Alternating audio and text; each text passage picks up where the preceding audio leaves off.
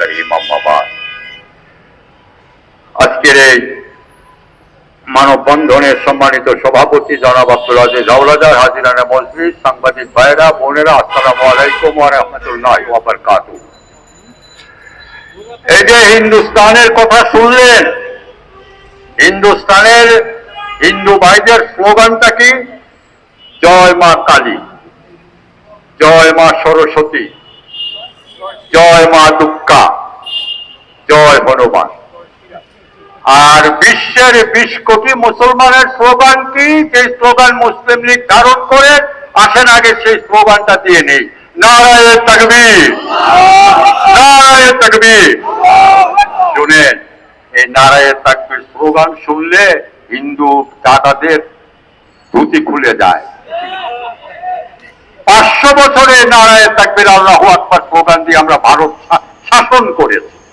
মুসলমানরা 550 বছর ভারত শাসন করেছে, বাংলা শাসন করেছে। আজকে আমাদেরকে হুমকি দাও, অতীতকে মনে রাখো। বাংলার 18 কোটি মুসলমান আছে, সেনাবাহিনী লাগবে না। বাংলার 18 কোটি মানুষের মধ্যে অর্ধেক মানুষ যদি তোমাদের সামনে দাঁড়ায়, পালাবার পথ পাবে না। পাবে?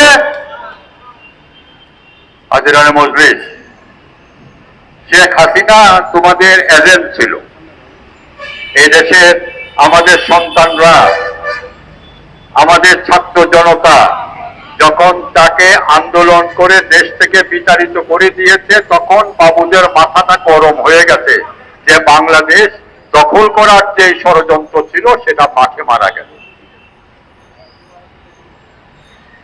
তো তোমাদের আমাদের একটা হাই কমিশন অফিস আছে দিল্লিতে। তো কলকাতার হিন্দুদের আর আগরতলার হিন্দুরা যেন কলকাতায় গিয়ে বাংলাদেশ থেকে ভিসা না নিতে হয় কষ্ট করে, এই জন্য আমরা কলকাতাতে আর আগরতলাতে 2টা ভিসা অফিস করেছি।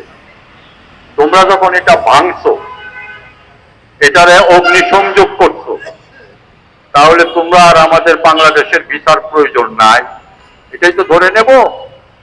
তাহলে এই সরকারকে আমরা মুসলিম লীগের পক্ষ থেকে, এই দেশের তৌহিদি জনতার তরফ থেকে এই সরকারের কাছে বলছি যে আপনারা আগরতলা এবং কলকাতা থেকে আমাদের 2টা ভিসা অফিস প্রত্যাহার করে নিয়ে আসেন। বলেন ঠিক কিনা? এটাই আজকে তত্ত্বাবধায়ক সরকারের নৈতিক দায়িত্ব, যে জনগণের টাকা খরচ করে তোমাদের সুবিধার জন্য আমরা যে ভিসা অফিস করেছিলাম, তোমরা যখন এটা ভাঙচুর করেছো, আমরা সেখানে আর আমাদের অফিস রাখবো না।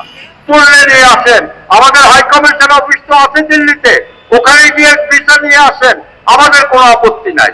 আরে মুসলমানরা তো উদার, মুসলমানরা তো জন্মের পর থেকে সূরা কাফিরুনে বিশ্বাস করে। শোনো, বেশি নাড়াচাড়া করো না, 7 রাজ্য কিন্তু তোমাদের হাতের বাইরে চলে গেছে। হ্যাঁ, এই দেশের জনগণ যদি 7 রাজ্যের স্বাধীনতার আন্দোলনকে সমর্থন করে, দিল্লি তুমি 7 রাজ্য রাখতে পারবে না। পার্বত্য চট্টগ্রাম দখল করতে চাও, আসো দেখি পার্বত্য চট্টগ্রাম নিতে পারো কিনা।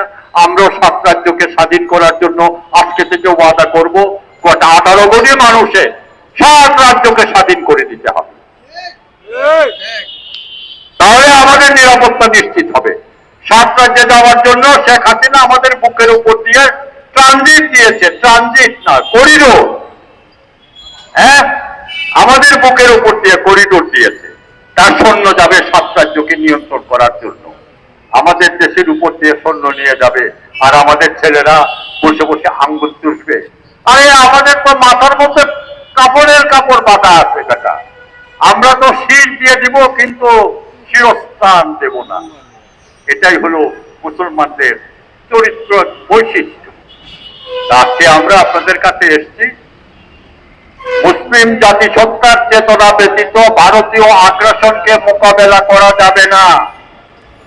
বাংলার মুসলমানরা যেদিন মুসলিম জাতিসত্তার, মুসলিম জাতীয়তাবাদের চেতনায় ঐক্যবদ্ধ হবে, তাহলে ভারত কেন, পৃথিবীর কোন শক্তি বাংলাদেশের উপরে আধিপত্য স্থাপন করতে পারবে না।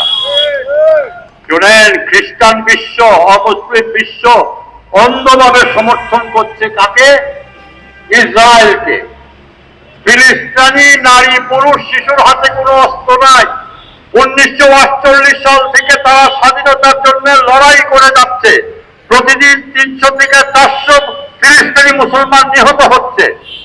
বাংলাদেশে 18 কোটি মুসলমান, কত মারবে? স্বাধীনতা আমাদেরই হাতে থাকবে। আর যদি মনে করো তাহলে 7 রাজ্য নিয়ে বাংলাদেশ আরেকটি বিশাল ভূখণ্ডে পরিণত হবে। নাসরুম মিনাল্লাহি ওয়া ফাতিহুল কারীম। বাংলাদেশ জিন্দাবাদ।